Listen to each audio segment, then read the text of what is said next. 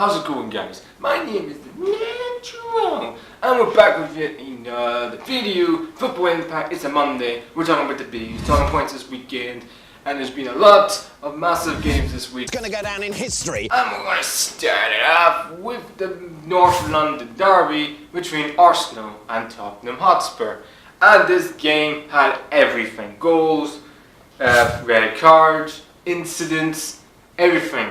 It was like a prison ride, you could say at times watching this match.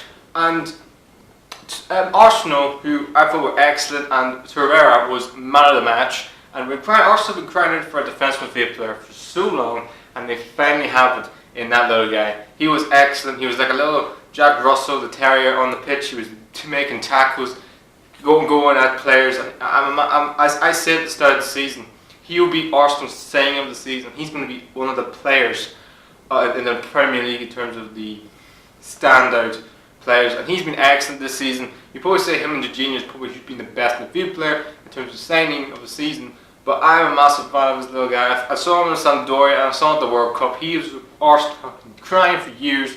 They haven't had a good defensive midfield player probably since Gilberto Silva, or maybe even Patrick Vieira, but he is 100% going to be the guy for them. Aubameyang scored the first goal in this game. I have no idea what Vertonghen was doing with his hand. It was the most blatantest handball you see this season. And then Tottenham going to go back thanks to Eric Dyer, who thought it was a good idea to shush the Arsenal fans, and then the whole bench from the Arsenal bench got absolutely uproar, and that's sparked what happened, to be honest. They had a penalty about a couple of minutes later, even though it was the most not penalty I have seen this season. Like how Son single-handedly, all he did was dived. Like, yes, Holding went in for a long challenge, and yes, he shouldn't have really went for the challenge, but it wasn't, there was no contact, and there wasn't any contact. It was literally the most minimum contact I've seen ever. So it wasn't a penalty. Mike Dean does what Mike Dean always does. Do they deserve it? Hell no. But the second half, the downfall of Tottenham, but the two changes from Arsenal changed the game. Because we all know Arsenal, under Unai Emery, haven't led the game at half-time in the Premier League. Whoa, whoa. You brought Lacazette and Ryan Ramsey. It totally transformed the whole game. Lacazette the two centre-backs from Tottenham couldn't deal with Lacazette in that second half. He was everywhere. Aaron Ramsey made some great midfield runs as well. And the second goal for Aubameyang summed up Tottenham the whole game, defensively all over the place. They had a chance to a back three during the game, which again, that doesn't help. And a great finish from Aubameyang, the Lacazette, who puts in a fantastic finish, and it was 3-2. And then looks Torreira, who was excellent, scores an absolutely fantastic goal, 4-2. The Arsenal fans are going up, bro. They're absolutely loving this, like party season for them. It's definitely, of all the games this season I've watched Arsenal, this is their best performance of the season. From start to finish, they fully deserve it. Yes, Tottenham were leading 2-1. They didn't deserve to lead. Tottenham were second best to everything in that game. They were tactic, out-fought, out-battled, out everything in that game. And I keep saying with Tottenham were in the high. They beat Chelsea 3-1. They went to play in the Champions League against a good Inter Milan side. And I thought, okay, Tottenham are what? They're playing well. They're playing okay. They're getting results. People say this team should be fighting for the title this year. No, they're not. This is the reason why Tottenham will never win a league. It's because they have no mentality in that club. Yet players just think, oh, it's great, it's fancy, it's nice. That's problems. That's what Tottenham's problem is. Tottenham are like a bunch of 17 to 16-year-olds just going out having a night out. Like, that's what Tottenham are for me. You look at City, Liverpool, even Arsenal. When Freddie comes, they're not out having a night out. They're out trying to get better in terms of playing well, in terms of getting up the league. Tottenham don't do that, and I don't see this Tottenham team. Since Pochettino's been here, he definitely took Tottenham forward. I'm a massive fan of it. Tottenham haven't went forward than I thought they would. Like, they've been pretty much runners-up to Leicester City in the Premier League, runners-up to Chelsea in the Premier League. Finished third last season.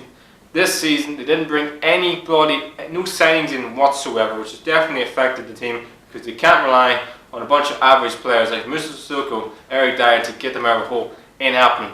Not happening. And I just see this with Tottenham. This is what happens when you invest in your squad, and this is what happens when you have Arsenal, Liverpool, and other teams have caught them up while they've slipped back.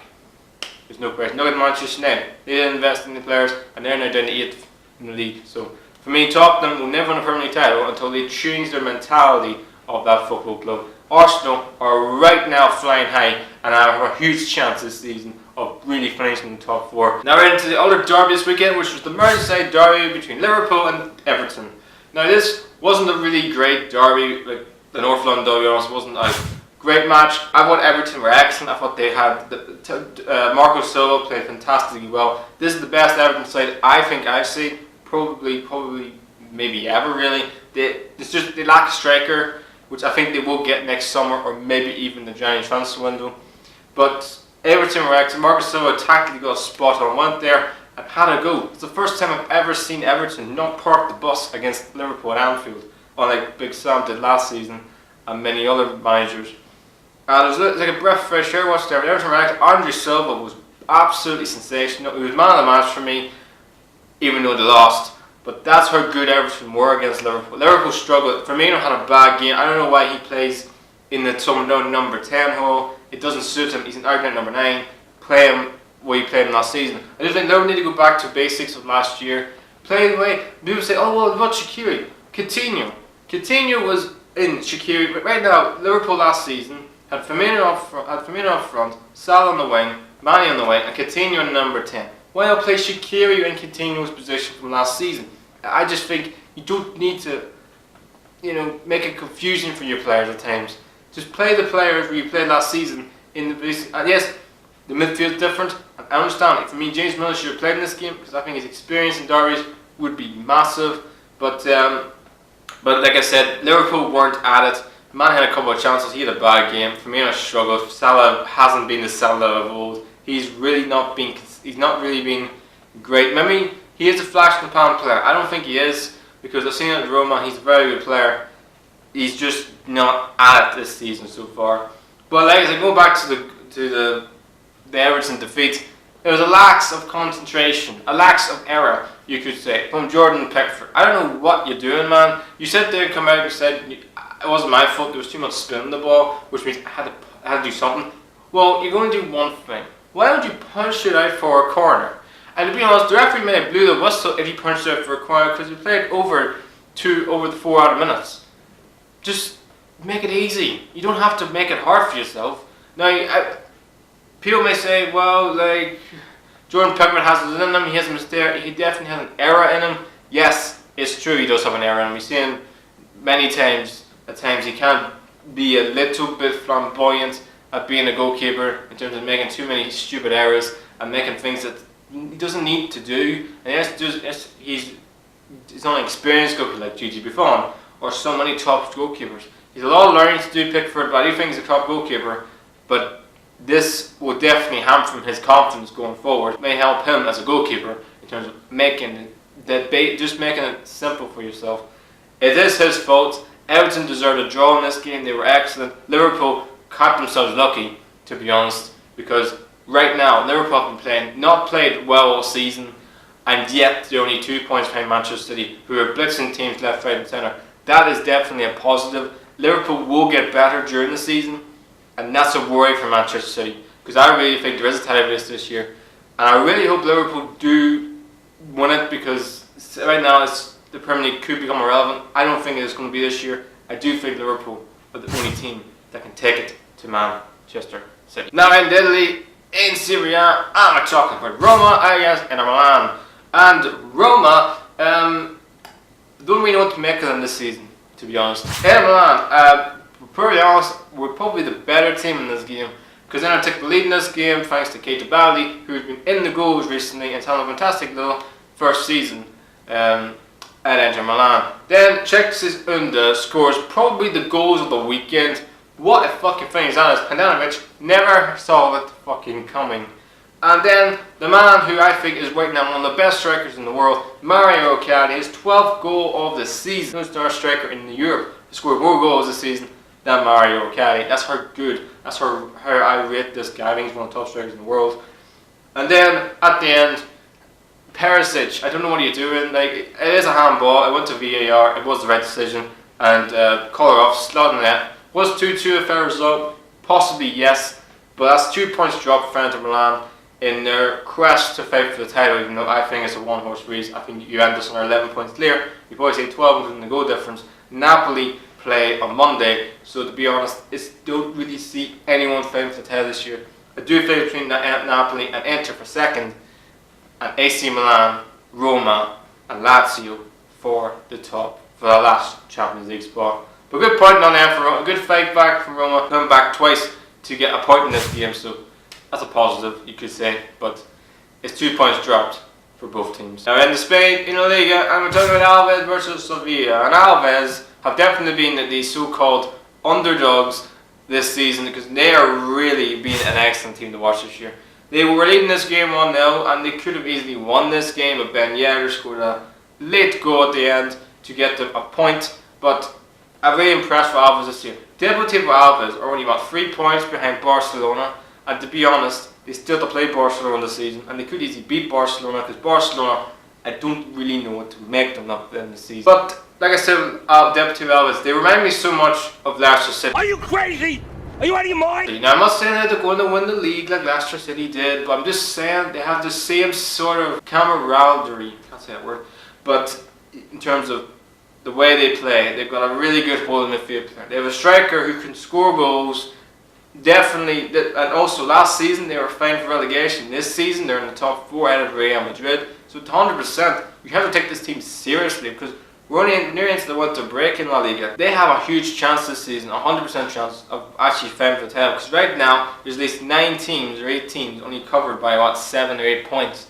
It's a wide open league this year, which I think is the most wide open La Liga titles we've ever seen in history. So right now, any of the top 8, probably any of the top 10 have a huge chance of fighting for the title this season. As for Sevilla, it's definitely a big point for them. They're still second in La Liga, only a point behind Barcelona. They are 100% title challenge this season, and that point could be vital for them. Now we're steering into France, and it's Ligue 1, where Lyon played Lyon. And these two teams are definitely going to finish in who's going to finish second this season, along with Montpellier, because PSG are so far ahead of everybody else. There's no point in me talking about it. But I was really impressed with Lyon in this game. I thought Lyon were excellent. I thought they deserved to win the game. They were leading this game. Lyon, thanks to Dembele, former Celtic striker, just scored the late equaliser. I didn't think they deserved Lyon. I thought Lyon were poor. Probably playing the Champions League as Man City is probably, that they should have won that game. Maybe Man City getting a draw just affected their confidence. But I was really impressed with Lyon. I think they are 100%. Can't finish second this season. They're the best start to the season since they won the league. They won't win the league because PSG have won every single bloody game this season in Ligue 1 this season. That's how far they are to everybody else. But I'm really impressed with Lyon. I think they're going to have a very good season. Lyon, I still think will finish above them. I still think Lyon will finish second because I think they have enough. I think they have a better squad than them. But Lyon, I think, along with Montpellier, who is fighting out for first. Now in Germany, which is RB Leipzig against Gladbach. And RB Leipzig, like I said on Friday in the prediction show, can be hot and cold. You don't really know what to you don't know what to expect from them. They could easily beat Gladbach like they did this weekend, or lose against Gladbach, because that's what they are at the minute. And Timo Werner, I've been giving him a lot of stick recently. I'm saying he's been very inconsistent. 2 weeks ago he was scoring goals, and then he can be scoring no goals in the next 3 weeks. In this game, he was by far the best player on the pitch. Scored 2 very good goals. Okay, the second goal was pretty much a tap-in. As for Gladbach, it's more of a Hampton to them because at the minute they could have easily been 3 or 2 points behind Dortmund. Now they're 7 points, and the fact of the matter is you got Bayern Munich breathing down your necks. Yes, Bayern Munich, I know they beat Werder Bremen this weekend. To be honest, Werder Bremen, if they didn't get that man sent off, could easily have won that game. But for Gladbach, it's a Hampton defeat. Leipzig are now up to 3rd or 4th in the league now. It's very tight. It's sort of in Dortmund are at the minute running away with it. But like Gladbach, Leipzig, Frankfurt, Bayern, and even Hertha Berlin, their teams are all clustered in this handful of points separating them also. It's a very open Bundesliga, top 4 and title this year. Now we head back to Italy and AC Milan versus Parma. AC Milan came back twice this week to get wins. They came back Midweek, I think it's Frosinone or one of the new world clubs. I think they were 2-1 down. They won that game 5-2. And this game, Higuain was back after his suspension. It was the main man at the moment, Patrick Cretoni, who scored. He's been a beast. And maybe Italy have been struggling for an number 9 for years. Maybe he could be that number 9 for Italy because he's been on real good form. Probably playing with a really tough striker, Higuain, has really helped his confidence going forward. I really think AC Milan right now are 4th in the league because of Lazio's result this weekend. They are 100% have a chance this year of doing something this season. AC Milan, they have a really good team, and definitely Gattuso is starting to flourish as a manager. As for Parma, it's a step back for you guys. You're 6 points behind AC Milan, but you've had a very good start to the season as a newly promoted club. Now heading back to Spain. Now it's Real Madrid who played Valencia, and Real Madrid got a win again. Real Madrid won this game after their thumping defeat against Elbar. Came back in the Champions League against Roma, where Gareth Bale was excellent in that game. But Gareth Bale has struggled in La Liga this season. 10 games, he hasn't scored a goal since. He's 10 matches, this man hasn't scored a goal in. This is a man who scored probably one of the greatest Champions League final goals of all time, and he hasn't scored a goal in 10 matches in La Liga. Now I don't know what's happened to Bale because, like I said on Friday in prediction, I gave him credit due. I thought he stepped up, and again he just goes back to Gareth Bale old. I don't really know if it's a mental thing, this man, or whatever it is, and injuries or whatever it is. It's just not the same Bale that Real Madrid signed a couple of seasons ago. He's just, when he plays for Wales, he's a different player, and when he plays for Real Madrid, I don't know what it is. They deserve to win this game. They were the better team. Valencia are now only a couple of points. I mean, if Valencia won this game, they're only 3 points behind Real Madrid. They lost this game, and they're now only 2 points off the relegation zone. That's how tight La Liga has been this season. Now, if you get a win, you're in the top half, you may have a chance of getting top 4, and now you lose a game, you're pretty much on the verge of getting relegation. I don't think Valencia will be. I just think Valencia, they've got too many new players. There's Bashirari, Kevin Gamero, you've got Santimina now. I just find the right blend at this moment in time isn't working for them. They may have to get a new manager, possibly. It's not been a great season for Valencia. Real Madrid are only half a point behind Barcelona in one of the most intriguing and title race we've seen in years in La Liga. Now we're heading back to England and we're going to London, and it's Crystal Palace against Burnley. And Crystal Palace got a huge win for them this weekend. I think it's their first win of the season at home at Selhurst Park, probably since the first week of the season. So that's a huge win for them, and Andros Townsend scored the pick of the goals this weekend. What a fucking finish that is. His first goal of the season. He desperately needed a goal. He had so many chances. I think somebody stat came out, he had over 293 shots without scoring a goal. So it's massive for him. I think he's a very good player. I don't think he's a great player, but he's a very good player in terms of helping the team. So that's a huge win for them, for Crystal Palace. It's a massive win for them, which gets them a little bit of breathing space between them and the bottom 3 teams. Burnley, I have no idea what the hell was happening to Burnley. Yes, Burnley finished 7th last season, and they overachieved, definitely. But the way Burnley have played this season, to get thrashed 4-2 by Fulham, who are bottom of the league right now, to lose to likes of Newcastle United last Monday, and they pretty much were second best against Newcastle United. Apart from the Volks goal, they didn't deserve anything from the game. They have major problems, Burnley, and then obviously got beat by Crystal Palace. I just think, I don't know if it's back to basics. Sean Dyche said this Burnley team needs to show their character of last season. I think Burnley have to go back to the season they were just promoted from the Premier League, because there's something not right there. Like, they haven't, I don't know what it is. I'm trying to figure out myself, and I don't know what it is. Now, people say Sean Dyche is changing the team too much. Is he not getting the best of our players like he did last season? Tarkowski, he is so far just falling down like a stone. He's not been the same player of last season. So Burnley have major. I mean, we all knew, apart from the season they finished 7th last year, Burnley were always going to be a team fighting for relegation. Like the season they did finish 7th, I tipped them to finish 18th. So I just feel like they've always going to be that team. They are right now second bottom, and right now odds-on favourites from the bookies to get relegated. So it does not good for Burnley. They need to do something because they have massive games coming up. Tottenham to play midweek, so they need to find form, or it's going to be a long season. for Burnley. And that just leaves the last game to talk about, which is in Italy, and it's Chievo against Lazio. And Chievo, who have been probably the worst team in Serie A, probably the worst team in Europe this season. They've got a minus points difference because of, I think, due with buying players or some weird, I think it's match fixing or something. So that's why they had negative points. And they really were up against it, to be honest, because I don't think they're a good side. But give credit due, they thoroughly deserve a draw against a very bang average Lazio side, who for me have really struggled this season for consistency. Well, the defeats against Inter, the defeats against Roma, and also Juventus and Napoli, and they couldn't beat AC Milan. They can't beat the top 6 sides, and to be honest, if you can't beat the rock bottom team, who really is the worst team in the whole league. Yes, Immobile got an equaliser, but that just papered over the cracks. They didn't deserve anything from this game, Lazio. Chievo will feel like that's 3 points slipping through their fingers in a relegation dogfight that they're in for the whole season, and their fingers, I think that puts them as 1 point. They got 1 point, so they're still 11 or some points behind.